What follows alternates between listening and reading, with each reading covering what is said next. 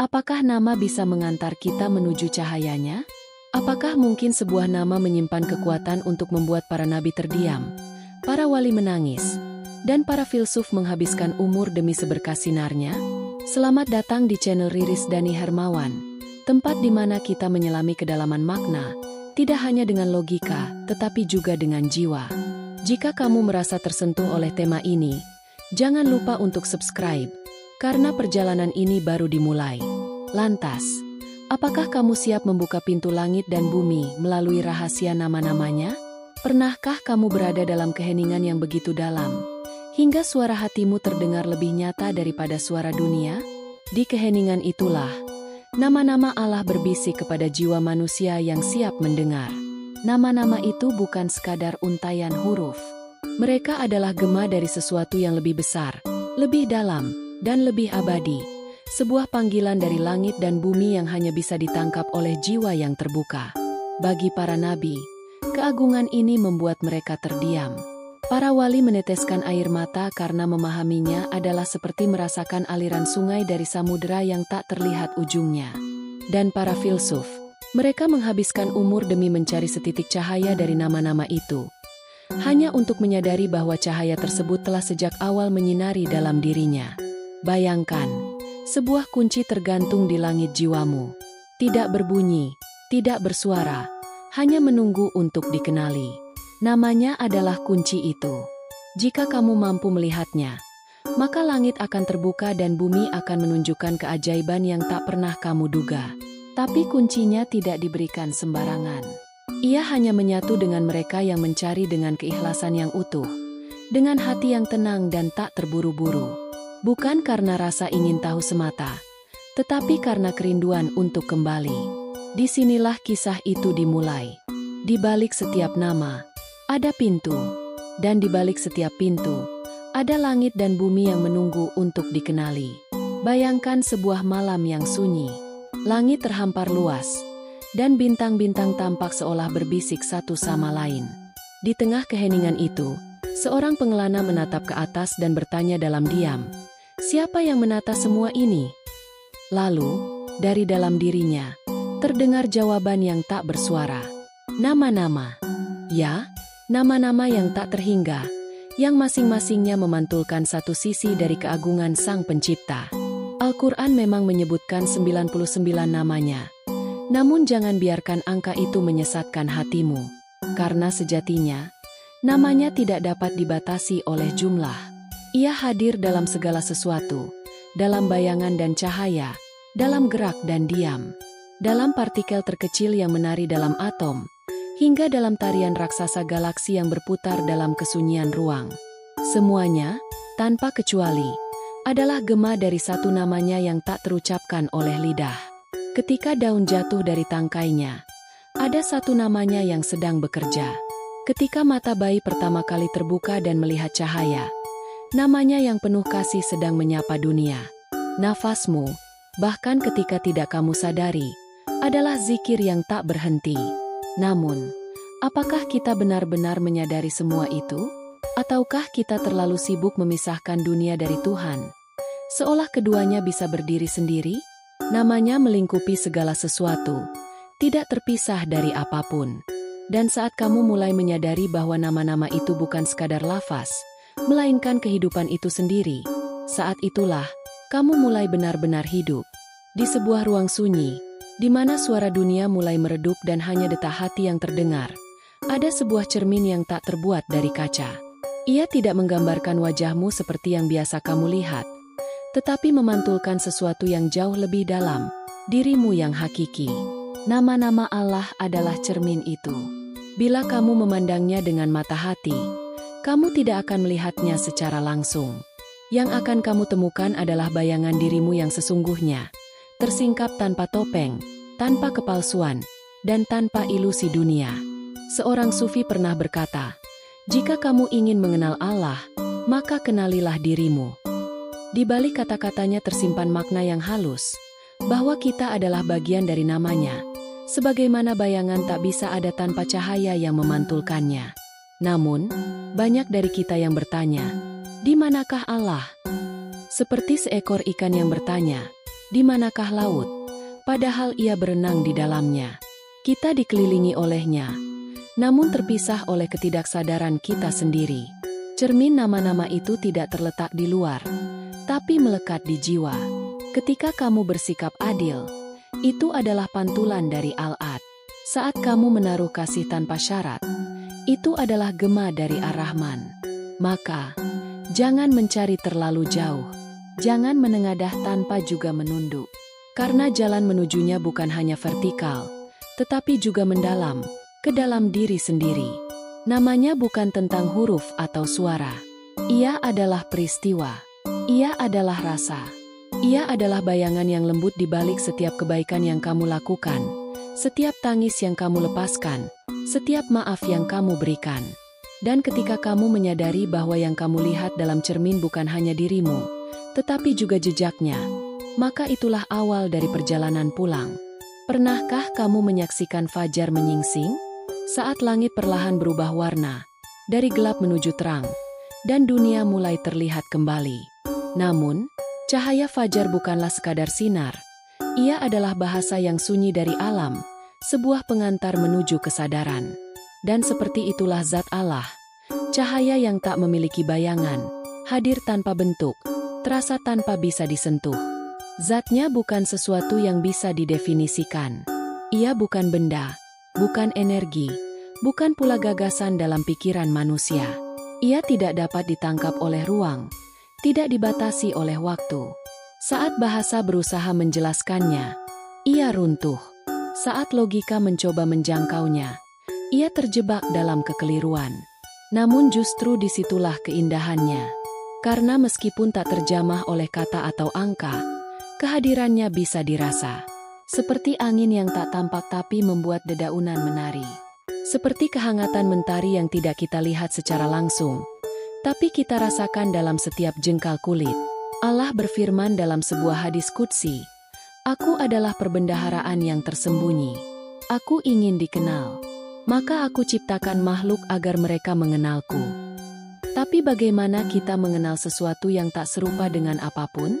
Disinilah akal harus merunduk, dan hati harus bangkit berbicara. Zatnya adalah rahasia di balik segala rahasia. Tak bisa disusun dalam definisi, tak bisa dipisah dari ciptaan, namun tidak bisa pula disamakan dengan apapun.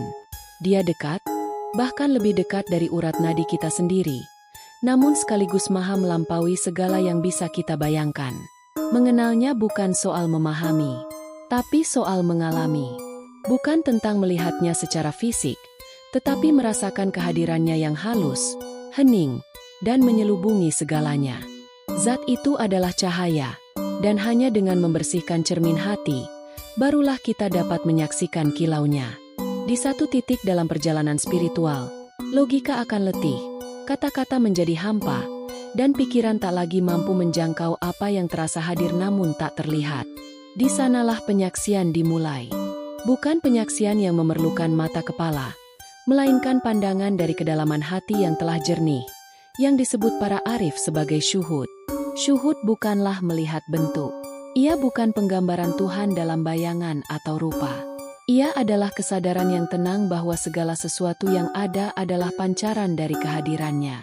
Seperti saat kamu merasakan hangat matahari menembus kulit, meskipun kamu tidak melihat sang surya secara langsung, begitulah rasanya menyaksikan kehadiran Allah. Dalam momen-momen seperti itu, dunia tidak lagi tampak sebagai benda. Ia menjadi bahasa. Setiap kejadian, setiap manusia yang kamu temui, bahkan setiap detik yang berlalu, adalah ayat yang sedang dibacakan kepadamu. Tapi ayat ini tidak tertulis di atas kertas. Ia tertulis dalam pengalaman, dalam perasaan, dalam keheningan. Bayangkan seorang musafir yang tersesat di gurun. Ia tidak melihat oase, tetapi merasakan embun menyentuh bibirnya. Ia tidak mendengar suara air, namun tubuhnya mengetahui bahwa kehidupan dekat. Begitu pula dengan syuhud, penyaksian tanpa bentuk, namun lebih nyata dari segala bentuk. Pengalaman ini tidak bisa dipaksakan, tidak bisa direkayasa. Ia datang ketika hati telah tenang, ketika ego telah merunduk, dan ketika pencarian tidak lagi didorong oleh rasa ingin tahu belaka, tetapi oleh cinta. Dan pada titik ini, kamu tidak lagi bertanya, "Di mana Allah?" Karena kamu mulai menyadari bahwa segala sesuatu adalah dalamnya. Kamu tidak perlu melihat untuk percaya. Kamu hanya perlu hadir sepenuhnya dalam diam yang penuh makna. Ada sebuah hikmah yang lembut dan sering terlewat oleh banyak jiwa yang berjalan di jalan spiritual, bahwa nama-nama Allah bukanlah akhir dari perjalanan, melainkan gerbang menuju sesuatu yang jauh lebih dalam, hakikat kehadirannya. Bayangkan kamu berdiri di hadapan sebuah istana. Gerbangnya megah, penuh ukiran, dihiasi kata-kata indah yang memikat hati. Tapi apa jadinya jika kamu terpaku di depan gerbang itu, terpukau oleh bentuknya, tapi tak pernah melangkah masuk? Seperti itulah mereka yang berhenti hanya pada nama. Nama-nama Allah adalah pintu. Ar-Rahman, Ar-Rahim, Al-Hakim, Al-Ghafur. Semuanya adalah titian, bukan tujuan. Mereka menunjukkan sisi-sisi dari sifatnya yang dapat kamu rasakan, alami, dan renungkan. Tapi zatnya, ia tak terikat oleh nama manapun. Ia tak terkotakkan oleh definisi. Namun, jangan pula kamu mengabaikan nama-nama itu. Karena siapa yang menafikan jalannya, tidak akan pernah menemukan rumahnya. Nama-nama Allah adalah seperti titik-titik cahaya di malam yang gelap, penunjuk arah di tengah samudera misteri.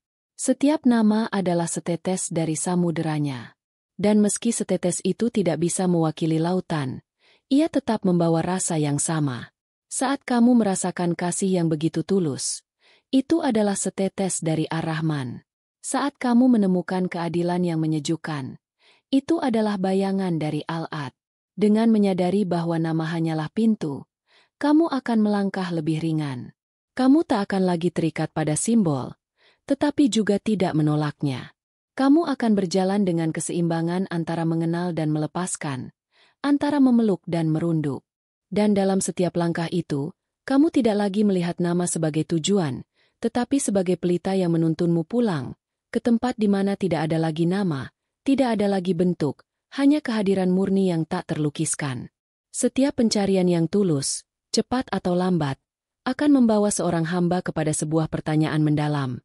Siapakah aku di hadapannya? Dan dari pertanyaan itulah langkah-langkah menuju makrifat dimulai. Langkah yang bukan sekadar pembelajaran, tetapi pertemuan.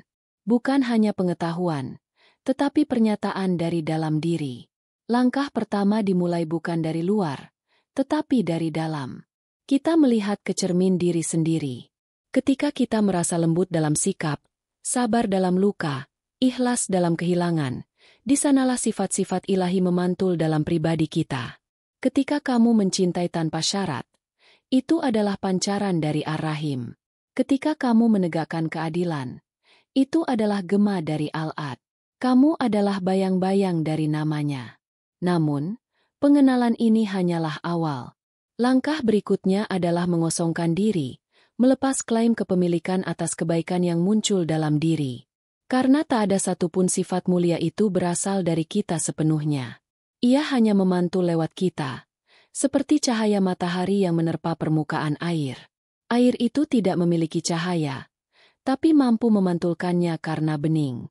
Di tahap ini, kita mulai sadar bahwa semua namanya yang mulia hanyalah petunjuk, dan kita pun harus melampaui batas-batas nama itu untuk sampai pada yang tak bernama.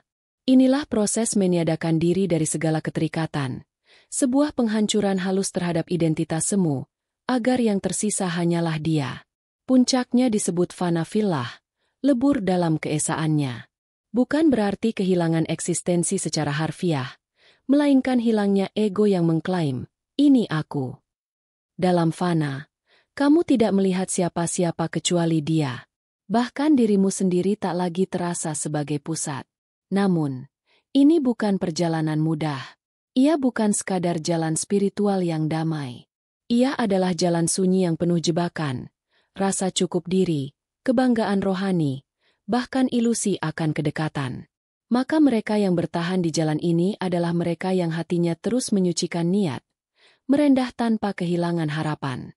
Karena makrifat bukan tentang melihat sesuatu yang baru, tapi tentang menyadari bahwa segala sesuatu yang kamu cari, selama ini sudah ada, di dalam dirimu. Semua jalan yang mengarah ke kedalaman batin terlihat sunyi dari luar. Tidak ada keramaian di sana. Tidak ada sorak-sorai atau tanda gemerlap. Tapi justru dalam kesunyian itulah ujian-ujian terdalam muncul, tersembunyi dalam bentuk yang halus, bahkan kadang tampak seperti cahaya. Namun ternyata bayangan ego yang menyamar. Begitu banyak yang memulai perjalanan ini dengan niat murni. Mereka rindu kepada Tuhan, ingin mengenalnya lebih dalam.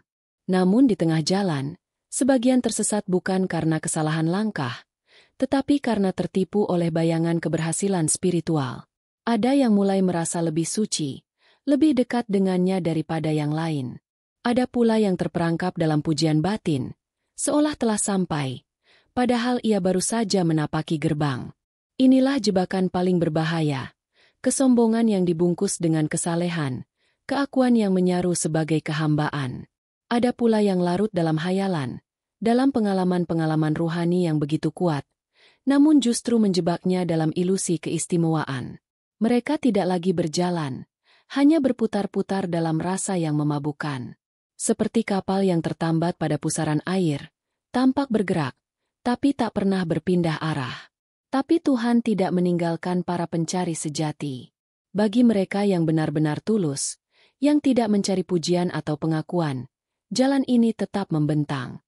Mereka yang rela hancur dalam pengakuan, bahwa semua pencapaian hanyalah karunia, bahwa semua cahaya hanyalah miliknya.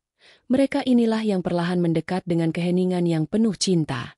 Rumi pernah berkata, "Aku adalah debu yang berputar di jalan MU. Setiap kali ku coba untuk memahamimu, diriku hancur. Tapi dari kehancuran itulah lahir 1000 makna." Kadang, untuk mengenal Tuhan, kita harus kehilangan konsep tentang Tuhan itu sendiri. Kadang, untuk menemukan cahaya sejati, kita harus bersedia dibutakan oleh cahaya palsu terlebih dahulu, dan belajar membedakannya. Jalan ini bukan tentang mencapai sesuatu, tapi tentang kembali. Tentang membersihkan cermin hingga yang tampak bukan lagi wajah diri, melainkan pantulan dia yang sejak awal selalu ada, menanti dalam diam. Dunia ini, bagi yang melihat dengan mata batin, bukan sekadar tempat tinggal sementara. Ia adalah kitab terbuka, halaman demi halaman yang tak tertulis dengan tinta, tetapi dengan kejadian, suara, rasa, dan keheningan. Ia bukan sekadar latar kehidupan, melainkan pesan. Sebuah wahyu yang tidak dibacakan melalui suara, tapi melalui peristiwa yang menyentuh hati. Ketika seseorang telah memahami nama-nama Allah, dunia menjadi transparan. Segala hal tidak lagi tampak sebagai benda biasa, tetapi sebagai tanda. Setiap pohon bukan hanya batang dan daun, tapi isyarat dari Ar-Razzaq, Dia yang Maha memberi rezeki. Setiap badai yang menghantam hidup bukan hanya musibah, tapi pesan rahasia dari Al-Hakim, Dia yang Maha bijaksana. Dengan pandangan ini, dunia tidak lagi menjadi tempat yang menakutkan. Ia berubah menjadi madrasah. Setiap rasa sakit adalah pelajaran. Setiap kehilangan adalah panggilan untuk pulang. Dan setiap kebahagiaan bukan tujuan, melainkan hadiah singkat untuk disyukuri, bukan untuk diperbudak. Banyak orang berusaha melarikan diri dari dunia demi mengejar Tuhan. Tapi bagi para pencari sejati, dunia tidak perlu ditinggalkan. Dunia hanya perlu dibaca dengan cara yang berbeda. Ia bukan penghalang, melainkan jembatan. Sebab segala sesuatu, bahkan yang tampak fana dan remeh, bisa menjadi pintu menuju keabadian jika dilihat dengan hati yang jernih. Inilah yang disebut para sufi sebagai mata ketiga, penglihatan batin. Mata yang tidak hanya melihat bentuk, tetapi makna. Mata yang menembus lapisan materi, menyingkap kebenaran yang tersembunyi di baliknya. Mata yang mengenali bahwa apa yang kamu lihat bukan sekadar apa yang ada, tapi juga siapa yang sedang berbicara melalui itu semua.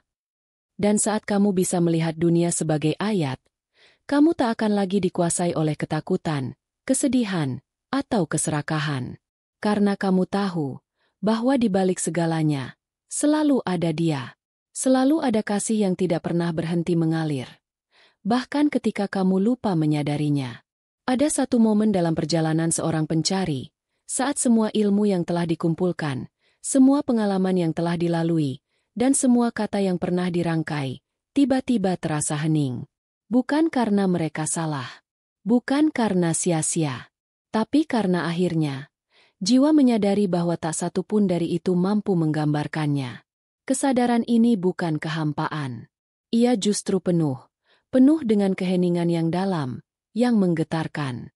Penuh dengan kerendahan hati bahwa betapapun kita belajar, memahami, dan meresapi, kita tetap tidak akan pernah benar-benar sampai.